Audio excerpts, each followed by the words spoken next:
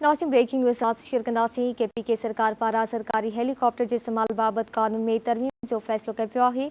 Zareen Mujib KPK सरकार पारां तैयार कयल तरमीमी मसवदे मूजिब 1 नवंबर 2008 खां हिन वक़्त ते सरकारी हेलीकॉप्टर जे इस्तेमाल खां का बि पुछा गाछा न थी सघंदी। हेलीकॉप्टर में सफ़र कंदड़ शख़्स खां बि केर बि पुछा गाछा न करे सघंदो। सरकारी हेलीकॉप्टर के किराए या ज़ाती मक़सदनि लाइ इस्तेमाल करे सघिबो। ज़ाती मक़सद लाइ इस्तेमाल ते वॾे वज़ीर खां इजाज़त लाज़मी हूंदी। सरकारी हेलीकॉप्टर वसीह सलाहकार ऐं ख़ुसूसी मावन भी इस्तेमाल करे सघंदा।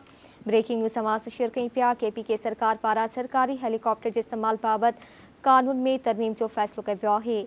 ज़रीन मूजिब केपीके सरकार पारां तैयार कयल तरमीमी मसवदे मूजिब 1 नवंबर 2008 खां हिन वक़्त ते सरकारी हेलीकॉप्टर जे इस्तेमाल ते का बि पुछा गाछा न थी सघंदी।